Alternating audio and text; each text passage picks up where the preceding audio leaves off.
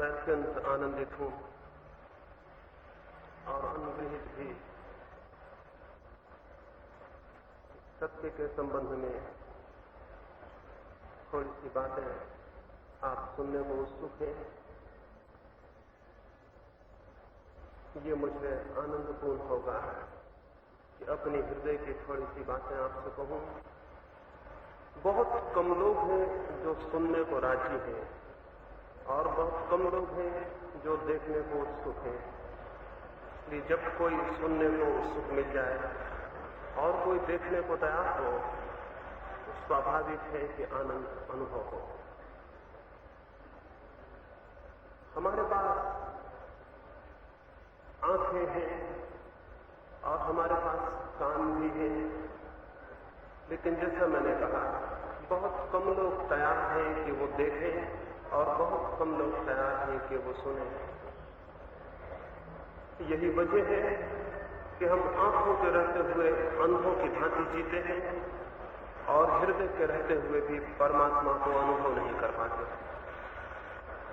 मनुष्य को जितनी शक्तियां उपलब्ध हुई हैं उसके भीतर जितनी संभावनाएं हैं अनुभूति की, उनमें से ना के बराबर ही विकसित हो पाती है।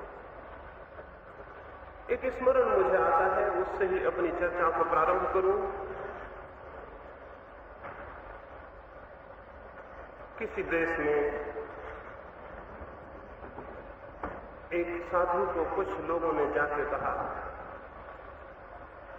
कुछ शत्रु तुम्हारे पीछे पड़े हुए हैं और वे तुम्हें समाप्त करना चाहते हैं।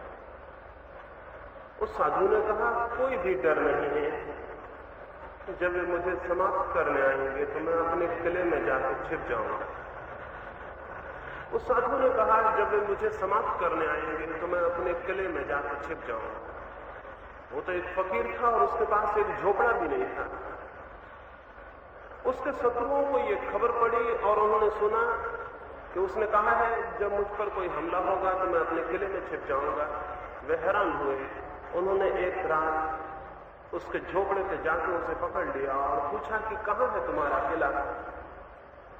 वो साधु हंसने लगा और अपने हृदय पर उसने हाथ रखा और कहा, यहां है मेरा किला और जब तुम मुझ पर हमला करोगे तो मैं यहां छिप जाऊंगा। असल में मैं वहीं छिपा हुआ हूं और इसलिए मुझे किसी हमले का कोई डर नहीं। लेकिन यहां जो किला है उसका हमें कोई भी पता नहीं है। वे लोग भी जो धर्म की बातें करते हैं, ग्रंथ पढ़ते हैं, गीता, कुरान, बाइबल पढ़ते हैं, वे लोग भी जो भजन कीर्तन करते हैं, मंदिर, शिवालय और मस्जिद में जाते हैं, उनको भी यहाँ जो हर एक मनुष्य के भीतर एक केंद्र है उसका उन्हें भी कोई पता नहीं है।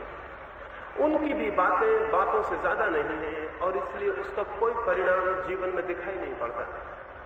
सारी जमीन पर धार्मिक लोग हैं लेकिन धर्म बिल्कुल भी दिखाई नहीं पड़ता है और सारी जमीन पर मंदिर है, मस्जिद है, शिवालय है, गिरजाघर है, लेकिन उनका कोई परिणाम, कोई प्रभाव, कोई प्रकाश जीवन में नहीं है। इसके पीछे एक ही वजह है कि हम उस मंदिर से परिचित नहीं हैं जो हमारे भीतर है और हम केवल उन्हीं मंदिरों से परिचित हैं जो हमारे भीतर नहीं है। स्मरण रखें, जो मंदिर भीतर नहीं है वो मंदिर झूठा है। स्मरण रखें, वे मूर्तियां जो बाहर स्थापित की गई हैं और वे प्रार्थनाएं जो बाहर हो रही हैं झूठी हैं। असली प्रार्थना और असली मंदिर और असली परमात्मा प्रत्येक मनुष्य के भीतर बैठा हुआ है। इसलिए धार्मिक आदमी वो नहीं है जो तलाश में परमात्मा की कहीं घूमता हो।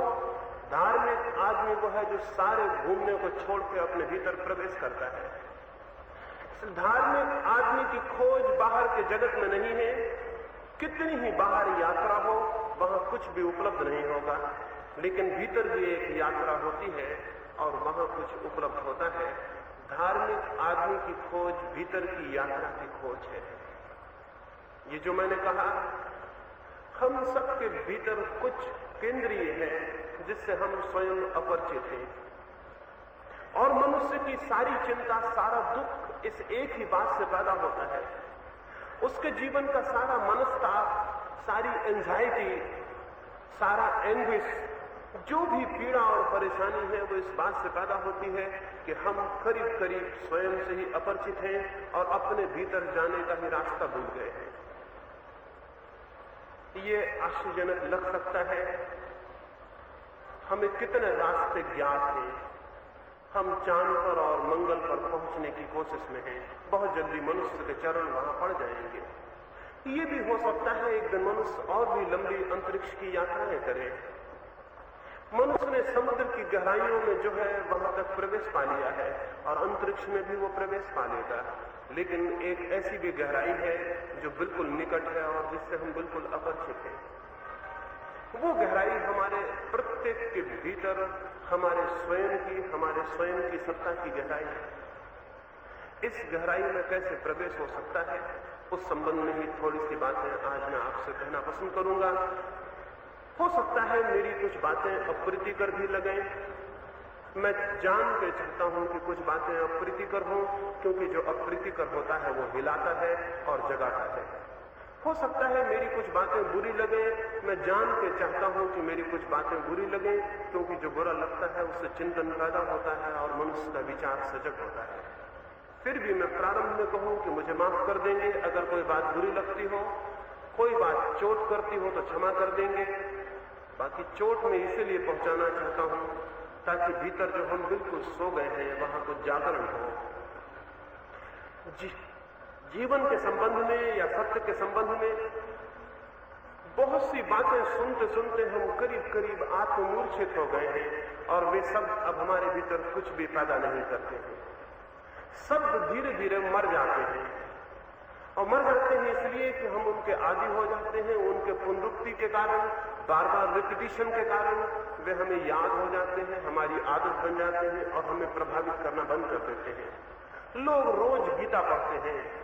जो आदमी रोज गीता पढ़ता है वो धीरे धीरे गीता के प्रति मर जाएगा और गीता उसके लिए मर जाएगी, क्योंकि निरंतर उसे पढ़ने का अर्थ ही ये होगा कि वे सब याद हो जाएंगे और स्मृति में भर जाएंगे और आपके भीतर कुछ भी जगाने में असमर्थ हो जाएंगे। दुनिया में किसी धर्म ग्रंथ के साथ सबसे बुरा जो काम हो सकता है वो उसका पाठ है। निरंतर उसका पाठ सबसे खतरनाक बात है, क्योंकि निरंतर उसके पाठ का एक ही अर्थ होगा कि आप उसके प्रति जो भी सजीवता है, जो भी सजगता है, जो भी स्फूर्ति है, जो भी जीवंत प्रतीति है वो धीरे धीरे खो देंगे। इसलिए दुनिया में उन कौमों को जिनके पास अद्भुत ग्रंथ हैं, अद्भुत विचार हैं, एक दुर्भाग्य भी सहना पड़ता है। उन्हें वो विचार और ग्रंथ स्मरण हो जाते हैं और उनकी जो जीवित चोट है वो समाप्त हो जाती है। एक साधु हुआ है, वो तो कोई फकीर नहीं था, कोई गैरिक वस्त्रों को उसने नहीं पहना और उसने कभी अपने घर को नहीं छोड़ा। वो जब 60 वर्ष का हो गया, उसका पिता भी जिंदा था। उसके पिता की उम्र तब 90 वर्ष थी। उसके पिता ने उसे बुला के कहा कि देखो, मैं तुम्हें 60 वर्षों से देख रहा हूं, तुमने एक भी दिन भगवान का नाम नहीं लिया, तुम एक भी दिन मंदिर नहीं गए, तुमने एक भी दिन सद्वचनों का पाठ नहीं किया।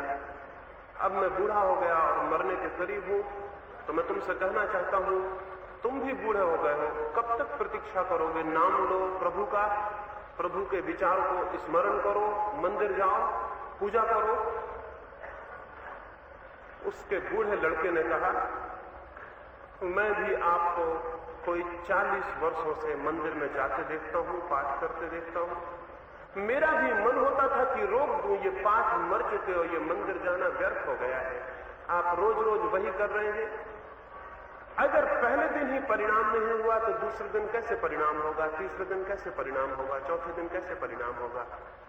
जो बात पहले दिन परिणाम नहीं ला सकी है वो 40 वर्ष दोहराने से भी परिणाम नहीं लाएगी, बल्कि पहले दिन के बाद निरंतर परिणाम कम होता जाएगा, क्योंकि हम उसके आदी होते जाएंगे। उसके लड़के ने कहा, मैं भी कभी नाम लूंगा, लेकिन एक ही बार, मैं भी कभी स्मरण करूंगा, लेकिन एक ही बार, क्योंकि दोबारा का कोई भी अर्थ नहीं होता है। जो होना है वो एक बार में हो जाना चाहिए, नहीं होना है नहीं होगा। कोई उस घटना के 5 वर्षों बाद 65 वर्ष की उम्र में उस साधु ने भगवान का नाम लिया और नाम लेते ही उसकी सांस भी समाप्त हो गई और वो गिर भी गया और उसका निर्वाण भी हो गया। ये अकल्पनीय मालूम होता है कि कैसे होगा, लेकिन जब भी होता है यही होता है। एक ही घटना में, एक ही स्मरण में, एक ही प्रवेश में पर्दा टूट जाता है। और अगर एक में ही न टूटे तो समझना वही चोट बार बार करनी बिल्कुल व्यर्थ है। तो मैं कुछ बातें, कुछ शब्द, कुछ विचार जिनके प्रति हम मर गए हैं, जिन्हें सुनते सुनते हम जिनके आदी हो गए हैं, जिनकी चोट विलीन हो गई है, उनके संबंध में कुछ बातें आपको कहूं। शायद कोई कौन आपको दिखाई पड़ जाए और कोई बात, कोई क्रांति आपके भीतर संभव हो सके। धर्म हमेशा क्रांति से उपलब्ध होता है, उपक्रम क्रम से, ग्रेजुअल नहीं उपलब्ध होता है। धर्म धीरे धीरे उपलब्ध नहीं होता।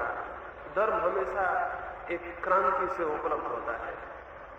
जो सोचते हैं कि हम धीरे धीरे धार्मिक हो जाएंगे वो गलती में है। हिंसक सोचता हूं कि मैं धीरे धीरे अहिंसक हो जाऊंगा, गलती में है।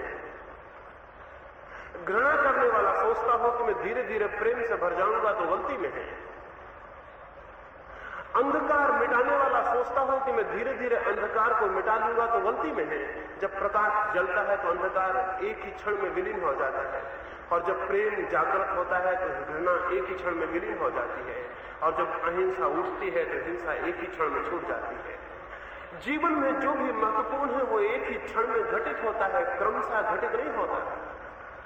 जो भी क्रमशः घटित होता है वही व्यर्थ और क्षुद्र है। जो एक ही साथ जो क्रांति घटित होती है वही मूल्यवान, वही सार्थक, वही अर्थपूर्ण है, और वही व्यक्ति को परमात्मा से जोड़ती है। कोई व्यक्ति धीरे धीरे संसार से दूर होकर परमात्मा को उपलब्ध नहीं होता। जब भी परमात्मा को कोई व्यक्ति उपलब्ध होता है तो एक छलांग में, एक क्रांति में, एक विस्फोट में उपलब्ध होता है, और एक ही साथ सब कुछ परिवर्तित हो जाता है। जैसे हम किसी सोते व्यक्ति को उठा दें तो क्या वो धीरे धीरे उठता है? नींद धीरे धीरे टूटती है। जैसे ही हम किसी को उठा दें एक क्रांति हो जाती, सपने टूट जाते हैं और जागरण सामने आ जाता है। धर्म का जीवन भी क्रांति का जीवन है, और इसलिए जो लोग धीरे धीरे का ख्याल करते हो वो गलती में है। और धीरे धीरे का ख्याल हमारे आलस्य की ईजाद है। हम असल में चाहते नहीं क्रांति, इसलिए कहते हैं धीरे धीरे। बुद्ध ने कहा है, कोई अगर आग में गिर जाए और हम उससे कहें आग के बाहर आ जाओ, और वो कहे कि मैं धीरे धीरे बाहर आऊंगा, आपकी बात का विचार करूंगा, कोशिश करूंगा, प्रयत्न करूंगा, अभ्यास करूंगा, फिर बाहर आऊंगा, तो बुद्ध ने कहा इसका अर्थ हुआ कि उस मनुष्य को आग दिखाई नहीं पड़ रही है। इसका अर्थ हुआ वो बाहर नहीं निकलना चाहता है। अगर आग दिखाई पड़ रही हो तो कोई ये नहीं कहेगा कि मैं धीरे धीरे बाहर आऊंगा। जैसे ही दिखाई पड़ेगी आग वो बाहर आ जाएगा। ये अभ्यास से नहीं होगा, ये तात्कालिक तीव्र क्रांति से होगा। कुछ जीवन के संबंध में ऐसे स्मरण जिनसे क्रांति की संभावना पैदा हो जाए, वो भूमिका बन जाए कि क्रांति फलित हो सके, वो मैं आपको कहना चाहता हूं। कोई 3 बातों के संबंध में आज की संध्या विचार करने का मेरा ख्याल है। पहला तो जिनको भी क्रांति से गुजरना हो उनके लिए श्रद्धा खतरनाक है। उन्हें श्रद्धा नहीं, जिज्ञासा चाहिए।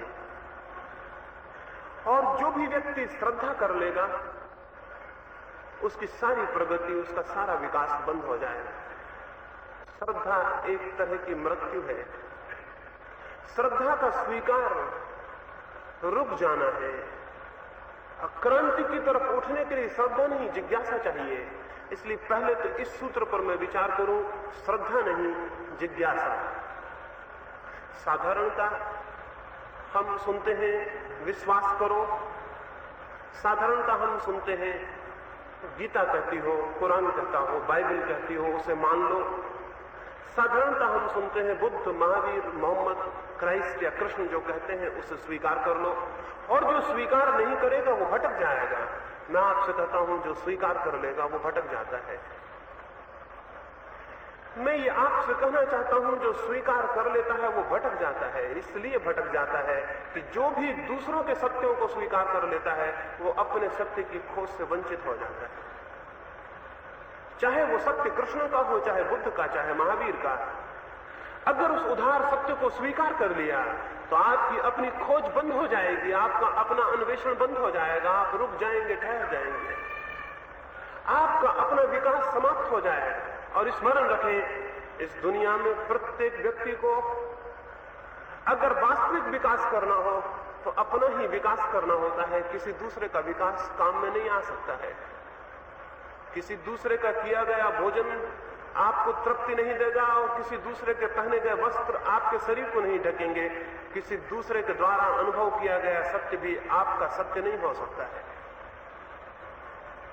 इस जगत में कोई भी मनुष्य किसी से उधार सत्य को नहीं पा सकता, लेकिन हम सब उधार सत्यों को पाए हुए हैं और हमें सिखाया जाता है कि हम उधार सत्यों को स्वीकार कर लें। हमें निरंतर समझाया जाता है कि हम दूसरों के सत्यों को मान लें, अंगीकार कर लें। हमें संदेह से बचने को कहा जाता है और विश्वास करने को कहा जाता है। मैं आपसे संदेह करने को कहना चाहूंगा। जिसे भी सत्य जानना हो उसे संदेह करने का साहस करना ही होता है, और संदेह इस जगत में सबसे बड़ा साहस है। स्मरण रखें, जब मैं कह रहा हूं संदेह करना पड़ता है तो मैं ये नहीं कह रहा हूं कि अविश्वास करें। अविश्वास भी विश्वास का ही एक रूप है। जो आदमी कहता है मैं ईश्वर को मानता हूं, ये भी एक विश्वास है। जो आदमी कहता है मैं ईश्वर को नहीं मानता, ये भी एक विश्वास है। जो आदमी कहता है आत्मा है, ये भी एक विश्वास है। जो आदमी कहता है आत्मा नहीं है, ये भी एक विश्वास है। ये दोनों ही विश्वास हैं। आस्था और अनास्था, श्रद्धा और अश्रद्धा सब श्रद्धा के रूपांतर हैं। दोनों ही स्थिति में हम दूसरे लोगों को मान लेते हैं, खुद खोज नहीं करते हैं। संदेह का अर्थ है न श्रद्धा न अश्रद्धा। संदेह का अर्थ है न स्वीकार न अस्वीकार। संदेह का अर्थ है जिज्ञासा। संदेह का अर्थ है मैं जानना चाहता हूं क्या है, मैं जानना चाहता हूं सत्य क्या है। और जब तक कोई व्यक्ति सजग न हो इस सत्य के प्रति कि मुझे जानना है कि सत्य क्या है, तब तक उसकी स्वीकृतियां, उसकी श्रद्धाएं, उसके विश्वास उसे कहीं भी ले जाने में समर्थ नहीं होंगे। बल्कि धीरे धीरे क्रमशः जैसे जैसे उसकी उम्र ढलती जाएगी वैसे वैसे वो विश्वास को जोर से पकड़ने लगेगा, क्योंकि साहस कम होता जाएगा। इसलिए बूढ़े जल्दी विश्वास कर लेते हैं, जवान मुश्किल से विश्वास करते हैं। बूढ़ों का विश्वास कोई कीमत नहीं रखता। साहस जैसे जैसे कम होता जाता है, विश्वास को पकड़ने का भय के कारण, सुरक्षा के लिए, डर के कारण, मृत्यु के बाद न मालूम क्या होगा। अगर नहीं स्वीकार किया तो न मालूम किन नरकों में पीड़ा भोगनी पड़ेगी। अगर परमात्मा को नहीं माना तो परमात्मा न मालूम क्या बदला लेगा। ये भय जैसे जैसे घना होता है वैसे वैसे आदमी विश्वास करने लगता है। विश्वास कमजोरी है और जो कमजोर है वो सत्य को उपलब्ध नहीं हो सकता। विश्वास भय है। विश्वास आपके किसी न किसी रूप में भय पर, घबराहट पर, डर पर खड़ा हुआ है, और जो डरा हुआ है, भयभीत है, वो सत्य को कैसे पा सकेगा। सत्य को पाने की पहली शर्त तो अभय है। उसे पाने की पहली बुनियाद तो भय को छोड़ देना है। लेकिन हमारे सारे धर्म, हमारे संप्रदाय, हमारे पुरोहित, हमारे पादरी, हमारे धर्मगुरु, हमारे सन्यासी भय सिखाते हैं। उनके भय सिखाने के पीछे जरूर कोई कारण है। छोटे छोटे बच्चों के मनों में भी हम भय को भर देते हैं और छोटे छोटे बच्चों के मनों में भी हम श्रद्धा को पैदा करना चाहते हैं। इसके पहले कि वे विचार में सजग हो सकें, हम किसी तरह के विश्वास में उनको आबद्ध कर देना चाहते हैं। दुनिया के सारे धर्म बच्चों के साथ जो अनाचार करते हैं उससे बड़ा कोई अनाचार नहीं है। इसके पहले कि बच्चे की जिज्ञासा जाग सके, वो पूछे कि क्या है, हम उसके दिमाग में वे बातें भर देते हैं जिनका हमें भी कोई पता नहीं है। हम उसे हिंदू, मुसलमान, जैन या ईसाई बना देते हैं। हम उसे कुरान या बाइबल या गीता रटा देते हैं। हम उसे कह देते हैं ईश्वर है या ईश्वर नहीं है, फिर यही विश्वास जीवन भर कारागृह की तरह उसकी चेतना को बंद किए रहेंगे और वो कभी साहस नहीं कर सकेगा कि सत्य को जान सके। बच्चों के साथ अगर किन्हीं माँ बापों को, किन्हीं गुरुओं को, किन्हीं अभिभावकों को प्रेम हो तो उन्हें पहला काम करना चाहिए, उन्हें अपना प्रेम तो दें लेकिन अपने विश्वास ना दें, अपनी श्रद्धाएं ना दें, अपने विचार ना दें। उन्हें उन्मुक्त रखें, उनकी जिज्ञासा को जगाएं लेकिन उनकी जिज्ञासा को समाप्त ना करें। श्रद्धा जिज्ञासा को तोड़ देती है और नष्ट कर देती है। हम सारे लोग ऐसे ही लोग हैं जिनकी जिज्ञासाएं बचपन में तोड़ दी गई हैं और जो किसी न किसी तरह की श्रद्धा, किसी न किसी तरह के विश्वास, किसी न किसी तरह की बिलीफ को पकड़ के बैठ गए हैं। वो विश्वास ही हमें ऊपर नहीं उठने देता, वो विश्वास ही हमें विचार नहीं करने देता, वो विश्वास कहीं गलत ना हो इसलिए हमें जिज्ञासा नहीं करने देता। जैसा आस्तिक देशों में होता है, ठीक वैसा ही जमीन के कुछ हिस्सों पर नास्तिक विचार का प्रचार और प्रोपेगेंडा हो रहा है। वहां समझाया जा रहा है ईश्वर नहीं है, आत्मा नहीं है, स्वर्ग नहीं है, नरक नहीं है। छोटे छोटे बच्चों को ये बातें समझाई जा रही हैं। धीरे धीरे वे उनके अचेतन मन में प्रविष्ट हो जाती हैं और फिर वे विचार करने में असमर्थ हो जाते हैं। हम करीब करीब ऐसे लोग हैं जो विचार करने में बहुत पहले पंगु बना दिए गए हैं। अब हम क्या करें? सबसे पहली बात होगी हम इस पंगुता को छोड़ दें। माँ बाप ने, समाज ने, परिस्थितियों ने, प्रोपेगेंडा ने जो कुछ आपको दिया हो उसे एक बार भी अलग कर दें। उस कचरे को जो अलग नहीं करेगा वो कभी अपने भीतर की अग्नि को उपलब्ध नहीं हो सकता। एक बार उसे हटा ही देना होगा। सन्यासी हैं जो समाज को छोड़ के भाग जाते हैं, लेकिन मैं वास्तविक सन्यासी उसे कहता हूं जिसने समाज ने जो जो सिखाया हो उसे फेंक दिया हो। समाज को छोड़ के भागना वास्तविक सन्यास नहीं है। समाज ने जो सिखाया हो, समाज ने जो टीचिंग्स दी हो, समाज ने जो विश्वास दिए हो, उन सबको जो फेंक दे वो वास्तविक सन्यासी है। और वैसे के लिए बहुत साहस चाहिए। इसलिए मैं आपसे कहूं, श्रद्धा नहीं, जिज्ञासा धार्मिक आदमी का पहला लक्षण है। और जहां श्रद्धा पहला लक्षण होगा वहां आदमी धार्मिक नहीं हो सकता। और ऐसे ही श्रद्धा वाले धार्मिकों ने सारी दुनिया को नष्ट किया है। धर्म का पूरा इतिहास खून खराबी, बेईमानी, अत्याचार, आक्रमण और हिंसा से भरा हुआ है। वो इन श्रद्धा वाले धार्मिकों के कारण भरा हुआ है, क्योंकि श्रद्धा हमेशा किसी के विरोध में खड़ा कर देती है।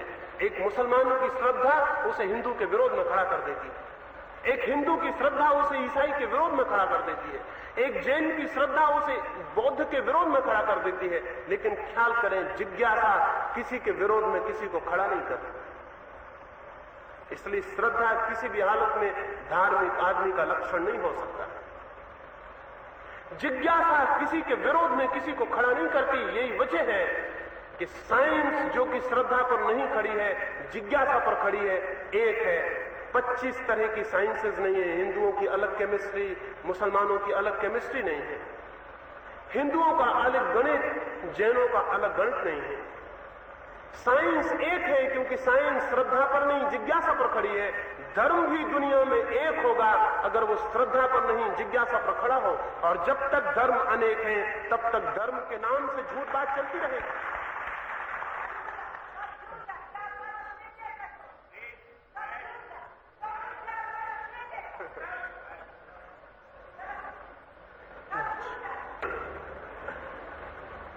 अलग अलग धर्म होंगे तब तक इस तरह का गुस्सा आना बिल्कुल स्वाभाविक है।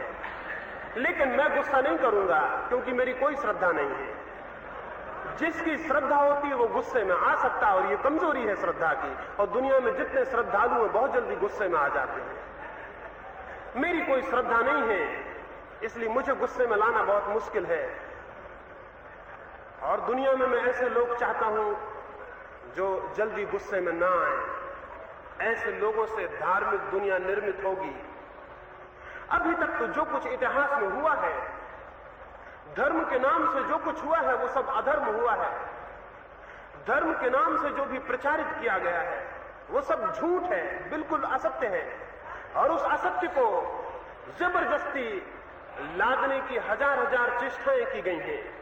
लेकिन अगर कोई मनुष्य जिज्ञासा से प्रारंभ करे, तो स्वाभाविक है कि वे सारे धार्मिक लोग जिनका व्यवसाय, जिनका धंधा केवल श्रद्धा पर खड़ा होता है, परेशान और गुस्से में आ जाएंगे।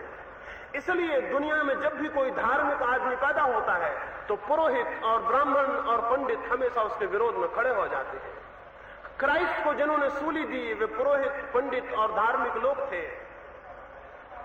सुकरात को जिन्होंने दिया जहर वे लोग धार्मिक, पुरोहित, विचारशील लोग, पंडित थे।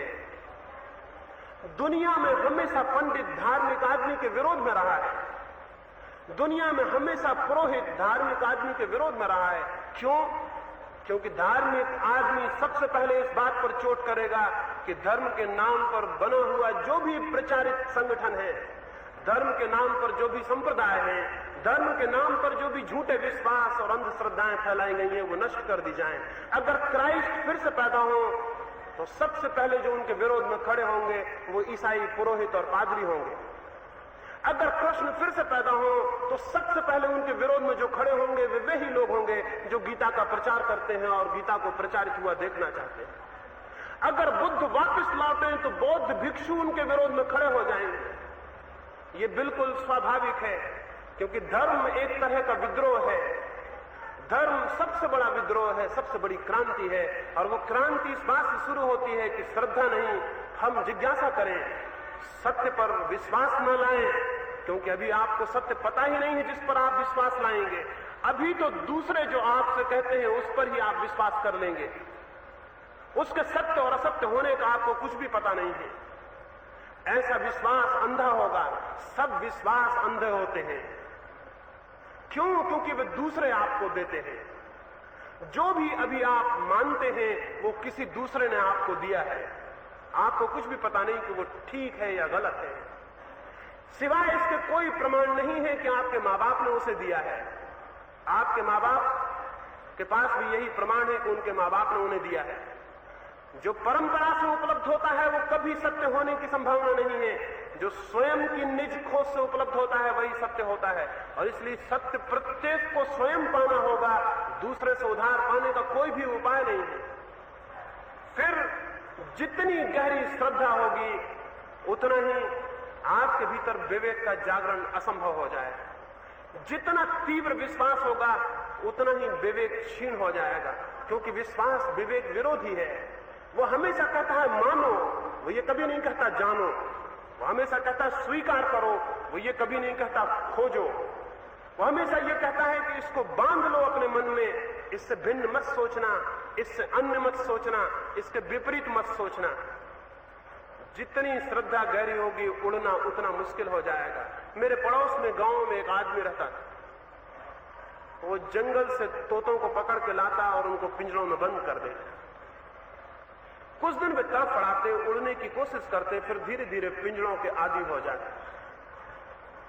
यहां तक वे पिंजरों के आदी हो जाते कि अगर उनके पिंजरे को खोल दिया जाए तो वे थोड़ी देर बाहर जाके वापस अपने पिंजरे में आ जाते। बाहर असुरक्षा लगती और भीतर सुरक्षा मालूम होती। करीब करीब ऐसी ही हमारे मन की हालत हो गई है। हमारा चित्त परंपरा, संस्कार, दूसरों के दिए गए विचार और शब्दों में इस भांति बंध गया है तो उसके बाहर निकलने में हमें डर लगता है, घबराहट होती है। डर लगता है कि कहीं सुरक्षा न खो जाए, कहीं जिस भूमि को हम अपने पैर के नीचे समझ रहे हैं कहीं वो हिल न जाए। इसलिए हम डरते हैं, इसलिए हम बाहर निकलने से घबराते हैं। और जो अपने घेरों के बाहर नहीं निकल सकता वो परमात्मा को कभी नहीं पा सकेगा। उसे मिलने के लिए तो सब घेरे तोड़ ही देने होंगे। जिसे भी सत्य को पाना है उसे सत्य के संबंध में सारे मत छोड़ देने होंगे। जिसे भी सत्य को पाना है उसे सारे विश्वास छोड़ के विवेक को जागृत करना होगा। जिसका विवेक जागृत होगा वही केवल सत्य को, वही केवल धर्म के मूलभूत सत्य को अनुभव कर पाता है। इसलिए मैं चाहता हूं विवेक छोड़ दें और विवेक को जागृत करें। घबराहट क्या है? डर क्या है? डर यह है, डर हम सब अपने भीतर जानते हैं कि जिस विश्वास को हमने पकड़ा है अगर हमने विचार किया तो वो टिकेगा नहीं। ये हमारी अंतर्निहित प्रज्ञा हमें कहती है कि विश्वास ऊपर है, अगर हमने थोड़ा भी विचार किया तो वो हट जाएगा और तब घबराहट लगती है। हम कोई भी बिना विश्वास के नहीं होना चाहते हैं। क्यों? कि तब हम अतल सागर में छोड़ दिए मालूम पड़ेंगे, तब हम पिंजड़े के बाहर अनंत आकाश में छोड़ दिए अनुभव होंगे। लेकिन जो इतना डरता है वो स्मरण रखे, वो किसी संप्रदाय में हो सकता है, किसी धर्म में नहीं हो सकता। वो स्मरण रखे, वो किसी परंपरा में हो सकता है, लेकिन परम प्रज्ञा को नहीं उपलब्ध हो सकेगा। तो मैं आपको पहली बात कहूं, विश्वास से अपनी नाव को छोड़ लें और जिज्ञासा के अनंत सागर में उसे बहने दें, उसे जाने दें और घबराए ना। वो कहीं भी जाए, घबराने की क्या बात है, डर की क्या बात है। और जो डरा है वो किनारे से ही बंधा रह जाता है। नाव को छोड़ना ही होगा और हमारी सबकी नाव किसी न किसी भांति के विश्वास से बंधी है। अगर दुनिया में विश्वास नष्ट हो जाए तो धर्म का जन्म हो सकता है। अगर दुनिया में सब विश्वास राख हो जाए तो धर्म की अग्नि पैदा हो सकती है। ईश्वर करे कि दुनिया में कोई ईसाई ना हो, हिंदू ना हो, मुसलमान ना हो, जैन ना हो। ईश्वर करे कि ये हो जाए तो दुनिया में धर्म के होने की संभावना पैदा हो सकती है। धार्मिक धर्म को पैदा नहीं होने दे रहे हैं और धार्मिक धर्म के जन्म को रोके हुए हैं। अब जिनमें साहस हो उन्हें चाहिए कि वो धार्मिकों के इस पाखंड को नष्ट कर दे और धर्म के जन्म में सहयोगी बने। धर्म का जन्म जिज्ञासा से होगा, धर्म का जन्म विवेक और विचार से होगा। धर्म भी वस्तुतः एक विज्ञान है, एक साइंस है, परम विज्ञान है। वो कोई विश्वास नहीं है कि आप मान ले, वो भी जाना जा सकता है, वो भी अनुभव किया जा सकता है। कौन ये कहता है कि जो क्राइस्ट को अनुभव हुआ वो आपको अनुभव नहीं होगा? जो ये कहता है वो दुश्मन है। कौन ये कहता है कि जो बुद्ध को अनुभव हुआ वो एक सड़क पर झाड़ू लगाने वाले को अनुभव नहीं होगा? जो ये कहता है वो मनुष्य का दुश्मन है। हर मनुष्य के भीतर वही परम परमात्मा बैठा हुआ है। तो वो अनुभव जो क्राइस्ट को हुआ हो, बुद्ध को हुआ हो, रामकृष्ण को हुआ हो, वो हर एक को हो सकता है, हर एक को होना चाहिए। रुकावट है इसलिए कि हम दूसरों को स्वीकार किए हैं और अपने को जगा नहीं रहे हैं। दूसरों को हटा दें और अपने को जगाएं। आपके भीतर जो बैठा है उससे मूल्यवान और कोई भी नहीं है, और आपके भीतर जो बैठा है उससे पूज्य और कोई भी नहीं है, और आपके भीतर जो बैठा है उससे श्रेष्ठ और कोई भी नहीं है। लेकिन मुश्किल ये हो गई है, हमें सिखाया जाता है अनुकरण करो, फॉलो करो किसी को। कोई कहता है क्राइस्ट को फॉलो करो, कोई कहता है महावीर को, कोई कहता है बुद्ध के पीछे चलो। और मैं आपसे कहता हूं, जो भी किसी के पीछे चलेगा वो अपने भीतर बैठे परमात्मा का अपमान कर रहा है। किसी के पीछे जाने का कारण क्या है? किसी के पीछे जाने का कारण नहीं है।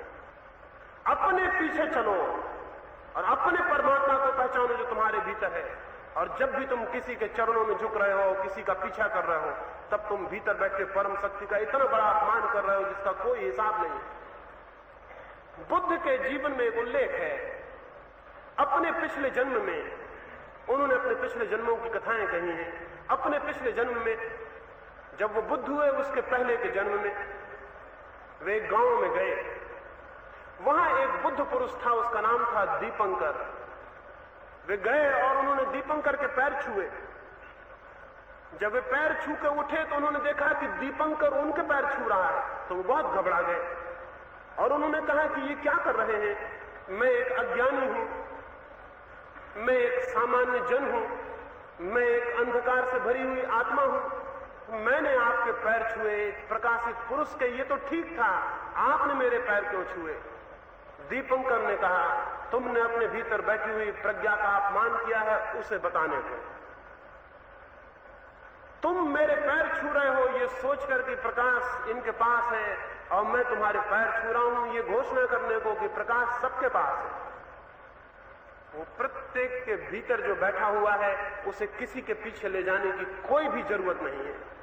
और जब हम उसे पीछे ले जाने लगते हैं तभी हम एक कॉन्फ्लिक्ट में, एक अंतर्द्वंद में पड़ जाते हैं। असलियत यह है, इस जमीन पर, इस प्रकृति में, इस परमात्मा के राज्य में दो कंकड़ भी एक जैसे नहीं होते हैं, दो पत्ते भी एक जैसे नहीं होते हैं। सारी जमीन को खो जाएं, दो पत्ते, दो कंकड़ एक जैसे नहीं मिलेंगे।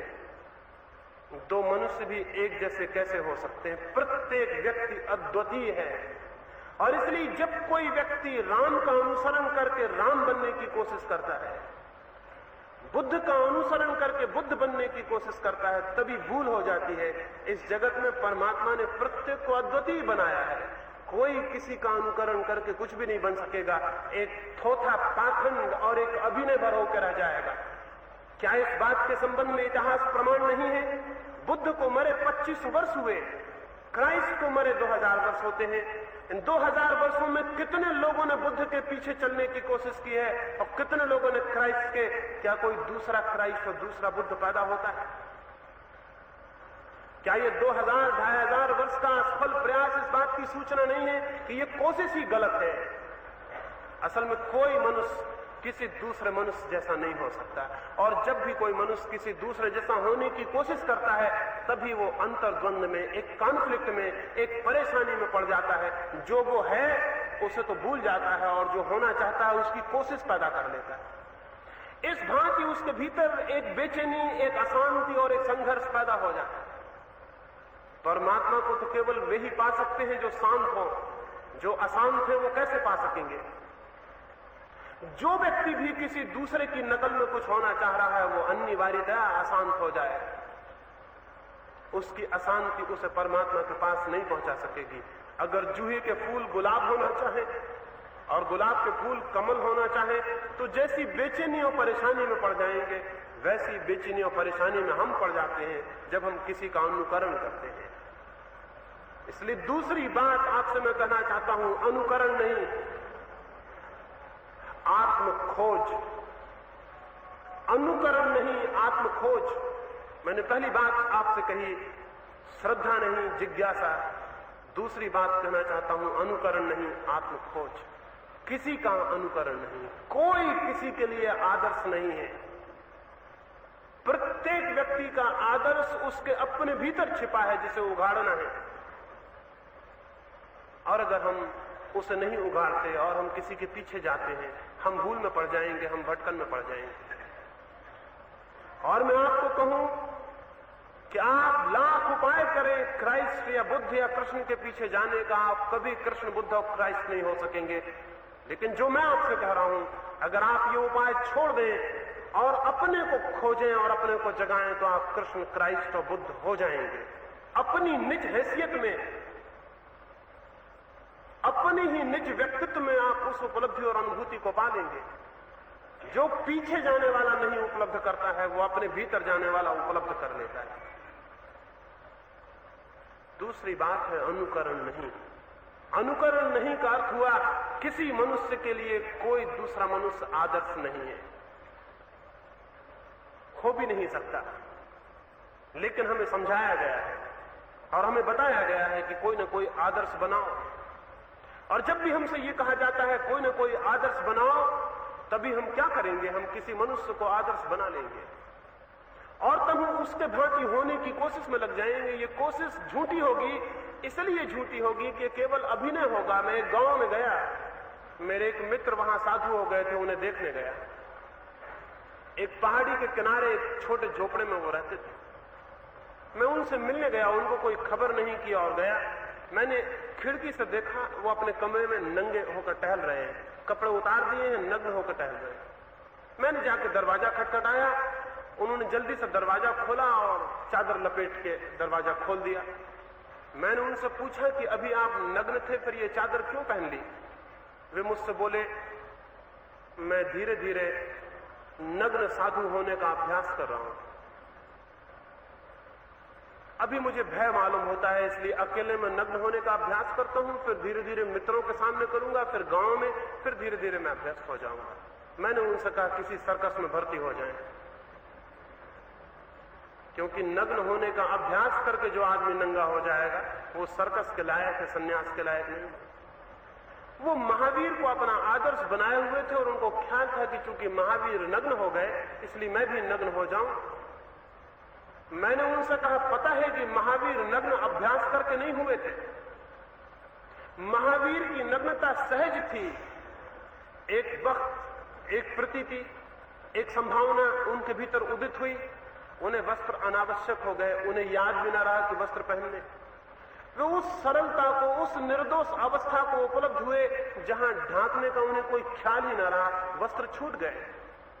ये तो मेरी समझ में आता है। एक आदमी नग्न होने का अभ्यास करके नग्न हो जाए, इसकी नग्नता बहुत दूसरी होगी, ये अभिनय और पाखंड होगा। किसी आदमी के भीतर प्रेम का स्फुरन हो और वो सारी दुनिया के प्रति प्रेम से भर जाए और अहिंसा से भर जाए, ये तो समझ में आता है। लेकिन एक आदमी चेष्टा करे, प्रयास करे, अभ्यास करे अहिंसक होने का, ये समझ में नहीं आता। हमारी जितनी भी चेष्टाएं दूसरों को देख के होंगी, वे हमें गलत ले जाएंगी और हमारे जीवन को व्यर्थ कर देंगी। इसी वजह से सामान्य जन भी उतना असंतुष्ट और अशांत नहीं होता जितना तथाकथित साधु और सन्यासी होते हैं। वे सारे एक पागलपन में लगे हुए हैं, एक तरह की न्यूरोसिस उनको पकड़े हुए है, किसी दूसरे आदमी जैसा होना है। ये पागलपन है, ये विक्षिप्तता है। किसी दूसरे जैसे होने की कोशिश बिल्कुल पागलपन है, क्योंकि ये सारी चेष्टा का परिणाम होगा आत्मदमन। इसका अर्थ होगा रिप्रेशन। जो तुम हो उसे दबाओ और जो तुम नहीं हो उसको होने की कोशिश करो। ऐसा व्यक्ति अपने ही हाथ से नरक में पहुंच जाता है, 24 घंटे नरक में जीने लगता है। जो वो है उसकी निंदा करता है और जो उसे होना है उसकी चेष्टा करता है। मैं आपसे कहना चाहूंगा, जो आप हैं उसे परिपूर्णतया जाने और आपके जीवन में क्रांति हो जाएगी। आपको कोई और होने की कोई भी जरूरत नहीं है। जो आप वस्तुता हैं उसे ही जान ले और क्रांति हो जाएगी। और जो आप उपाय करके नहीं पा सकेंगे वो अपने ही भीतर जाग के आपको उपलब्ध हो जाए। इसलिए मैंने कहा अनुकरण नहीं, आत्मखोज। और तीसरी बात मैं आपसे कहना चाहता हूं, क्योंकि हमारी सारी चेतना कुछ ऐसी भ्रांत और गलत बातों से भर गई है, वो उसे खाली करना बहुत जरूरी है। वो मैं आपसे ये कहना चाहता हूं कि मनुष्य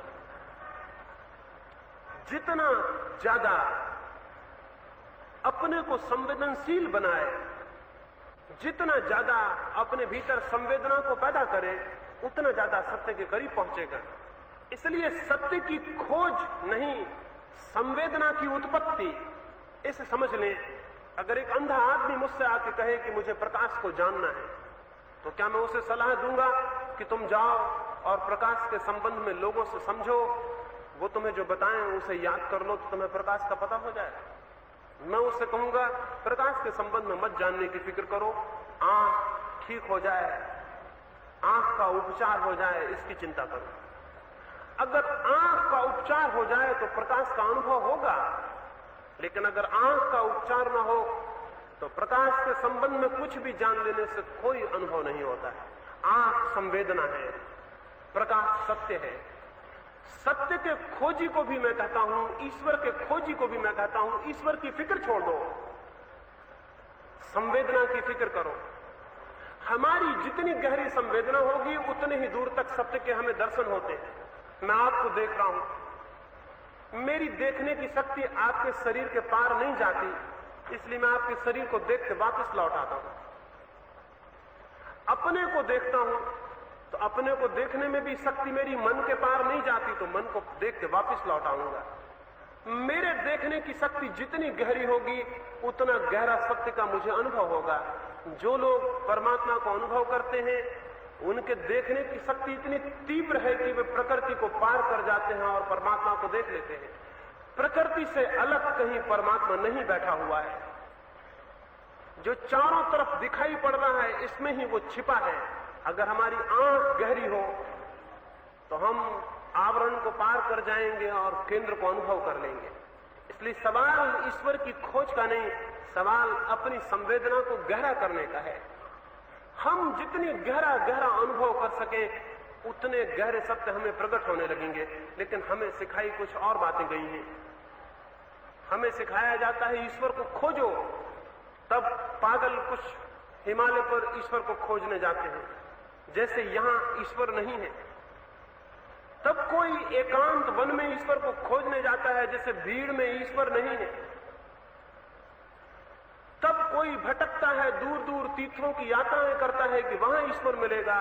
जैसे इन जगहों में जो तीर्थ नहीं है वहां ईश्वर नहीं। ईश्वर उसे मिलता है जिसकी संवेदना गहरी हो, न हिमालय पर जाने से मिलता है, न तीर्थों में जाने से मिलता है, न वनों में जाने से मिलता है। संवेदना गहरी हो तो ईश्वर यहीं इसी क्षण उपलब्ध है। जिसे देखने की शक्ति हो उसे यहां प्रकाश है, और जिसकी आंख न हो ठीक उसे यहां प्रकाश नहीं है। इसलिए महत्वपूर्ण ईश्वर की खोज नहीं, संवेदना की खोज है। और हम बहुत कम संवेदनशील हैं, हम बहुत ही कम संवेदनशील हैं। हमें कुछ अनुभव ही नहीं होता, हम करीब करीब मूर्छित जीते हैं। रात को अगर चांद निकलता हो, बहुत कम लोग हैं जो अनुभव करते हो उसके सौंदर्य को। अगर रास्ते के किनारे फूल खिले हों, बहुत कम लोग हैं जो अनुभव करते हो उन फूलों के भीतर छिपे हुए रहस्य को। चारों तरफ प्रकृति का जो मिरेकल, जो चमत्कार निरंतर घटित हो रहा है, बहुत कम लोग हैं जो उसे देख पाते हैं। हम अपने में सोए हुए हैं, हम करीब करीब सोए हुए लोग हैं। मैं एक मित्र को लेकर एक पहाड़ी पर गया हुआ था। पूर्णिमा की रात थी, हमने नदी में देर तक नाव पर यात्रा की। वे मेरे मित्र स्विट्जरलैंड होकर लौटे थे। जब तक हम उस छोटी सी नदी में, उस छोटी सी नौका पर थे, तब तक वे स्विट्जरलैंड की बातें करते रहे, वहां की झीलों की, वहां की चांद की, वहां के सौंदर्य की। कोई घंटे भर बाद जब हम वापस लौटे तो वे बोले कि बहुत अच्छी जगह थी जहां आप मुझे ले गए। मैंने उनसे कहा क्षमा करें, आप वहां पहुंचे नहीं, मैं तो आपको ले गया, आप वहां नहीं पहुंचे। मैं तो वहां था, आप वहां नहीं थे। वे बोले मतलब? मैंने कहा आप स्विट्जरलैंड में रहे। और मैं आपको यह भी कह दूं कि जब आप स्विट्जरलैंड में रहे होंगे तब आप वहां भी नहीं रहे होंगे, क्योंकि मैं आपको पहचान गया, आपकी वृत्ति को पहचान गया। तब आप कहीं और रहे होंगे। हम करीब करीब सोए हुए हैं। जो हमारे सामने होता है वो हमें दिखाई नहीं पड़ता, जो हम सुन रहे हैं वो हमें सुनाई नहीं पड़ता। हमारा मन किन्हीं और चीजों से भरा रहता है। वही व्यक्ति संवेदनशील हो सकता है जिसका मन शून्य हो। चांद के करीब जिसका मन बिल्कुल शून्य है वो चांद के सौंदर्य को अनुभव कर लेगा। फूल के करीब जिसका मन बिल्कुल शून्य है वो फूल के सौंदर्य को अनुभव कर लेगा। अगर मैं आपके पास हूं और बिल्कुल शून्य हूं तो मैं आपके भीतर जो भी है उसे अनुभव कर लूंगा। अगर कोई व्यक्ति परम शून्य को उपलब्ध हो गया है तो इस जगत के भीतर जो भी छिपा है उसमें उसकी गति और प्रवेश हो जाएगा। जो अपने भीतर भरे हुए हैं वे बिल्कुल बोथले होते हैं, उनकी कोई संवेदना, सेंसिटिविटी उनमें नहीं होती। और जो अपने में खाली होते हैं उनके भीतर अद्भुत संवेदना का जन्म होता है। इस जगत में सब तरफ परमात्मा छिपा हुआ है, हमारे भीतर संवेदना चाहिए। लेकिन हम तो पागल हैं, हम तो अपने भीतर बहुत भरे हुए हैं। जो थोड़ा बहुत खाली जगह है उसे गीता, कुरान और बाइबल भर देते हैं। दुकान से भरे हुए हैं, बाजार से भरे हुए हैं, काम धंधे से, जिंदगी की बातों से भरे हुए हैं। कुछ थोड़ी बहुत खाली जगह है तो गीता, कुरान, बाइबल से उसे भर लेते हैं। भीतर सब भर जाता है, भीतर कचरा ही कचरा इकट्ठा हो गया। अपनी खोपड़ी के भीतर देखें, कभी थोड़ी देर बैठ के देखें वहां क्या चल रहा है, तो वहां आप पाएंगे वहां सब फिजूल की बातें भरी हुई हैं। वहां प्रवेश के लिए बिल्कुल जगह नहीं है, वहां कोई संवेदना गति नहीं पा सकती, वहां कोई द्वार नहीं है। ऐसा बंद मस्तिष्क, ऐसी क्षुद्र बातों के बोझ से भरा हुआ मस्तिष्क कैसे सत्य को, कैसे सौंदर्य को अनुभव कर सकेगा? और फिर इसी मस्तिष्क को लेकर हम भगवान की खोज में निकल जाते हैं, हिमालय पर जाते हैं, गुरुओं के चरणों में जाते हैं, मंदिरों में, मस्जिदों में जाते हैं। ये दिमाग लेके कहीं भी जाने से कुछ ना होगा। इसे खाली कर लें, फिर कहीं जाने की जरूरत नहीं है। जहां होंगे वहीं अनुभूति आनी शुरू हो जाएगी। सत्य की खोज नहीं, संवेदना। परमात्मा की खोज नहीं, संवेदना का उद्घाटन। और संवेदना का उद्घाटन होता है मनुष्य जब शून्य हो। इस शून्य को ही मैं समाधि कहता हूं, इस शून्य को ही मैं ध्यान कहता हूं, इस शून्य को ही मैं प्रार्थना कहता हूं। आपकी प्रार्थनाओं को मैं प्रार्थना नहीं कहता, वो तो भरे हुए मस्तिष्क के ही लक्षण हैं। उसमें भी आप कुछ बोले जा रहे हैं, कुछ कहे जा रहे हैं, कुछ रटा हुआ दोहराए जा रहे हैं। ये प्रार्थनाएं नहीं है, आपके भजन कीर्तन प्रार्थनाएं नहीं है, ये तो सब भरे हुए मस्तिष्क के लक्षण हैं। आप बोले जा रहे हैं, परमात्मा को बोलने का तो मौका नहीं दे रहे। आप अपना उंडेले जा रहे हैं, परमात्मा आप में अपने को डाल सके इसके लिए तो आप खाली नहीं हैं। स्मरण रखें, जब वर्षा होती है तो जो उठे हुए टीले हैं उन पर पानी नीचे बह जाता है और जो गड्ढे हैं उनमें भर जाता है। परमात्मा की वर्षा प्रतिक्षण हो रही है। जो खाली होंगे वो भर दिए जाएंगे, जो भरे होंगे वो खाली रह जाएंगे। और पंडित से भरा हुआ आदमी दूसरा नहीं होता, उसका मस्तिष्क तो भरा हुआ होता है। तो अपने मस्तिष्क को खाली करना सीखें। और ये सरल है, ये कठिन नहीं है। थोड़े साहस, थोड़े विवेक की जरूरत है। ये संभव है कि आपका मस्तिष्क खाली हो जाए। शून्यता जागरूकता के परिणाम में उपलब्ध होती है। जो व्यक्ति जितना जागरूक होकर जीवन में जीता है वो उतना शून्य होता जाता है। समझ लें, मैं यहां एक 100 फीट लंबी और 1 फीट चौड़ी लकड़ी की एक पट्टी रख दूं और आपसे कहूं कि उस पर चले, तो आप गिरेंगे कि पार निकल जाएंगे? सभी पार निकल जाएंगे। छोटे बच्चे, स्त्रियां, बूढ़े सभी पार निकल जाएंगे। 100 फीट लंबी 1 फीट चौड़ी लकड़ी की पट्टी रखी हुई है, आपसे मैं कहूं चलें इस पर, आप सभी निकल जाएंगे, कोई भी गिरेगा नहीं। फिर समझ लें कि इस ऊपर के स्थान से दीवार तक वो 100 फीट लंबी पट्टी रख दी गई हो, नीचे ये गड्ढा हो, और फिर आपसे कहा जाए इस पर चलें, आप में से कितने लोग चल पाएंगे? फर्क तो कुछ भी नहीं हुआ है। वो पट्टी 1 फीट चौड़ी और 100 फीट लंबी अब भी है। जितनी जमीन पर रखे समय थी उतनी अब 2 मकानों के ऊपर रखे हुए भी है। फिर आप जाने में डर क्या है, घबराहट क्या है? कितने लोग उसको पार हो पाएंगे? कितने लोग पार जाने की हिम्मत करेंगे? कठिनाई क्या आ गई? उसकी लंबाई चौड़ाई वही की वही है, आप भी वही के वही आदमी हैं। इस नीचे के गड्ढे से फर्क क्या पड़ रहा है? फर्क ये पड़ रहा है कि जब नीचे पट्टी रखी थी आपको मूर्छित चलना ही संभव था, कोई कठिनाई नहीं थी। आप अपने दिमाग में कुछ भी सोचते हुए चल सकते थे। अब ऊपर आपको परिपूर्ण जागरूक होकर चलना होगा। अगर जरा भीतर दिमाग में कुछ गड़बड़ हुई, बातें चली, आप नीचे हो जाएंगे। घबराहट है आपकी मूर्छा। जो जागरूक है वो ऊपर भी चल जाएगा, कोई फर्क नहीं पड़ता। जमीन जैसे नीचे थी वैसे ऊपर भी है। कौन सा फर्क पड़ रहा है? जागरूक अपने शरीर, अपने मन, अपने विचार सबके प्रति जागा हुआ होता है, मूर्छित सोया हुआ होता है। तो नीचे तो चल जाते हैं आप, क्योंकि वहां कोई मूर्छा के तोड़ने की जरूरत नहीं है। ऊपर चलने में घबराते। मुझसे लोग कहते हैं कि जागरूक कैसे हो, तो मेरे गांव के पास एक छोटी सी पहाड़ी है, वहां एक बड़ा नीचे खंडक है और एक छोटी सी पट्टी है जिस पर चलने में प्राण कपते हैं। मैं उन्हें वहां ले जाता हूं और उनसे कहता हूं इस पर चले, तो आपको पता चल जाएगा कि जागरूकता क्या है। उस पर 2 कदम चलते हैं और कहते हैं कि निश्चित ही इसके भीतर जाते ही एकदम चित्त शून्य हो जाता और हम एकदम जाग जाते हैं। जैसे किसी पहाड़ की कगार पर चलते वक्त आप बिल्कुल होश से चलते हैं, ठीक वैसे ही 24 घंटे जो आदमी होश को संभालता है वो क्रमशः शून्य हो जाता है। राइट माइंडफुलनेस का मतलब यह है सम्यक जागरण, होश, बोधपूर्वक जीने का अर्थ यह है जो भी आप करते हो, उठते हो, बैठते हो, सोते हो, भोजन करते हो, काम करते हो, सड़क पे चलते हो, होश पूर्वक करें। उठना, बैठना, चलना, शरीर की, मन की सारी गतियां होश पूर्वक हों। आपको दिखाई पड़ता रहे कि मैं क्या कर रहा हूं।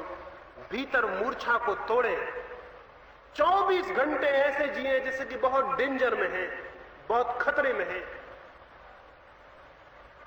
धार्मिक व्यक्ति इस भांति जीता है जैसे डेंजर में है, और डेंजर है, खतरा है। मौत 24 घंटे घिरे हुए है। ये छोटा सा गड्ढा तो कोई खतरा नहीं है। एक पहाड़ के किनारे पे चलने में खतरा क्या है? मौत का ही खतरा है ना। गिर गए तो मर जाएंगे। और अभी आप सोच रहे हैं कि जिस किनारे पे आप खड़े हैं उसके नीचे मौत नहीं है। 24 घंटे हर आदमी मौत के किनारे पे खड़ा हुआ है। जो होश में नहीं है वो पागल है, नासमझ है। 24 घंटे पहाड़ की कगार पे आप चल रहे हैं और किसी भी क्षण गिर जाएंगे। रोज लोगों को गिरते देख रहे हैं, रोज लोग गिरते जाते हैं, आप भी गिर जाएंगे। जिंदगी पूरे वक्त मौत के किनारे पर है, एकदम डेंजर चारों तरफ है, खतरा चारों तरफ है। जो सजग नहीं है वो गलती कर रहा है, वो भूल कर रहा है। 24 घंटे की समस्त क्रियाएं, चाहे शरीर की चाहे मन की, सजग होनी चाहिए।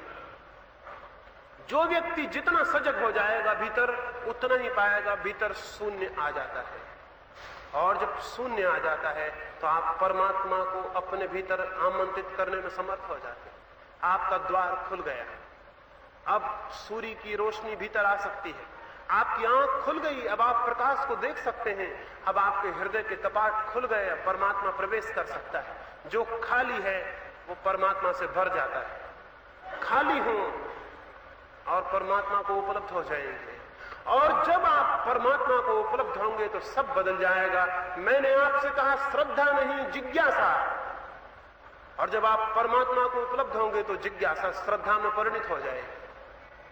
तब आप जानेंगे, और जानना आपको विश्वास से भर देगा। वो विश्वास बहुत दूसरा है, वो दूसरों का दिया हुआ विश्वास नहीं है, वो स्वयं के ज्ञान से उत्पन्न हुआ है। और मैंने कहा ईश्वर की खोज नहीं, संवेदना। जब आपकी संवेदना परिपूर्ण हो गई आप ईश्वर को पा जाएंगे। और मैंने कहा अनुकरण नहीं, आत्म खोज। और जब आप स्वयं को जानेंगे तो आप पाएंगे आप सबके अनुकरण को उपलब्ध हो गए। तो क्राइस्ट और बुद्ध और महावीर सबके आदर्श को आप उपलब्ध हो गए।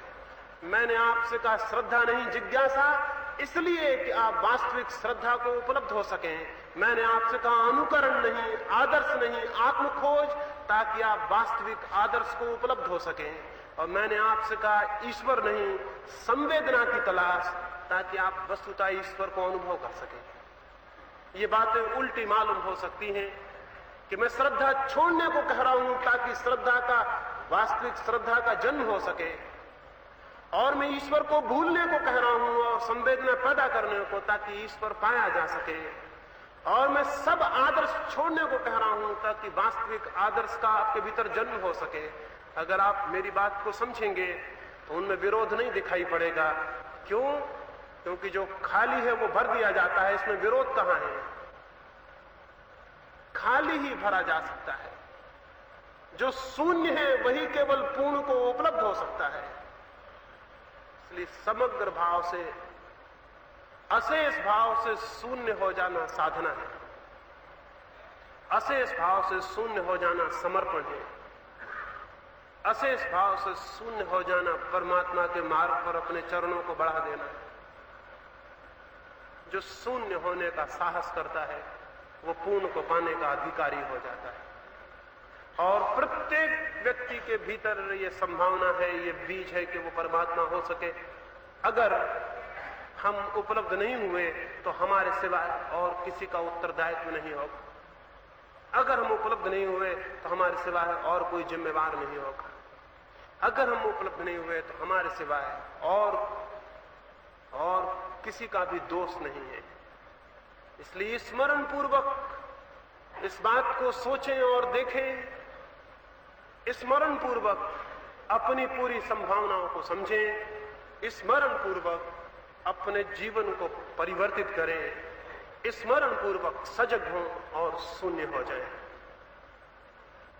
और ये ख्याल रखें कि कोई परमात्मा को उपलब्ध होता है तो कोई विशेषता नहीं है। हर एक मनुष्य की उतनी ही संभावना है।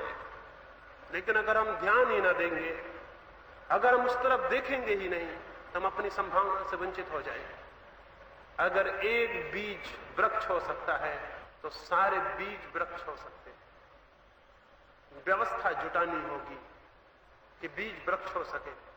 पानी और खाद और जमीन और रोशनी जुटानी होगी। क्या है पानी, क्या है खाद, क्या है रोशनी, उसकी मैंने चर्चा की। जिज्ञासा, अनुकरण नहीं, आत्म खोज, ईश्वर नहीं, संवेदना की तलाश, और अपने को भरना नहीं, अपने को खाली कर लेना।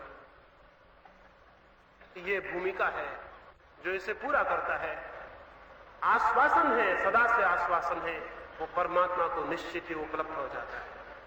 और अगर आप परमात्मा को उपलब्ध न हो तो अपने कर्मों को दोष मत देना। समझना कि कुछ गलत कर रहे थे, समझना कि जहां जिज्ञासा करनी थी वहां श्रद्धा कर रहे थे, समझना कि जहां स्वयं को खोजना था वहां अनुकरण कर रहे थे, समझना कि जहां संवेदना गहरी करनी थी वहां ईश्वर की तलाश में भटक रहे थे, समझना कि जहां शून्य होना था वहां दूसरों के उधार विचारों ग्रंथों से अपने को भर रहे थे। कर्मों का दोष नहीं है, दृष्टि का दोष है, और दृष्टि के दोष को छिपाने के लिए सारी हम बातें कर लेते हैं कि हमारे कर्म ही बुरे हैं, हमारे पिछले जन्म ही बुरे हैं, इसलिए हम नहीं पा रहे हैं। ये सब का सब अपने को समझाना है। ये सब एक्सप्लेनेशंस हैं जो झूठे हैं। मैं आपको कहता हूं ठीक दृष्टि हो तो परमात्मा इसी वक्त उपलब्ध है। परमात्मा को तो कभी किसी ने खोया ही नहीं, हम उसमें ही खड़े हुए हैं। केवल दृष्टि गलत है, केवल दृष्टि और जगह भटक रही है, इसलिए उसे जो कि पाया ही हुआ है हम खोया हुआ अनुभव कर रहे हैं। दृष्टि वापस लौट आए अपने उस किले पर जो सबके भीतर है। परमात्मा यहीं और अभी उपलब्ध हो जाता है। ईश्वर करे दृष्टि लौटे, ईश्वर करे आपकी श्रद्धा जिज्ञासा बने, ईश्वर करे आप अन्वेषण में लगे, आपके भीतर प्यास और अभीप्सा पैदा हो, और किसी दिन आप उस परम शांति को, परम सौंदर्य को जान सकें जिसे जाने बिना जीवन झूठा है, जिसे जाने बिना जीवन मृत्यु है, और जिसे जान के जीवन ही नहीं मृत्यु भी अमृत हो जाती है। उसकी कामना करता हूं। मेरी बातों को इतने प्रेम से सुना, उसके लिए बहुत अनुग्रहित हूं। मेरी कोई बात बुरी लगी हो फिर क्षमा याचना करता हूं, लेकिन कहूंगा उसे सोचना, क्रोध मत करना, क्योंकि क्रोध से कोई हल नहीं होता। मेरी कोई बात बुरी लगी हो उसे सोचना, क्रोध मत करना, क्रोध से कोई हल नहीं होता, और क्रोध विचार का नहीं अविचार का लक्षण है। मेरी बात कोई ठीक लगी हो तो उसे मान मत लेना, प्रयोग करना, क्योंकि मान लेना छोटी बुद्धि का लक्षण है, प्रयोग करना समझदार का, विवेकशील का लक्षण है। मेरी बात बुरी लगी हो तो विचार करना, मेरी बात भली लगी हो तो मान मत लेना, उस पर प्रयोग करना। जो प्रयोग करता है वो उपलब्ध होता है। अंततः सबके भीतर बैठे हुए परमात्मा को प्रणाम करता हूं। मेरे प्रणाम स्वीकार करें।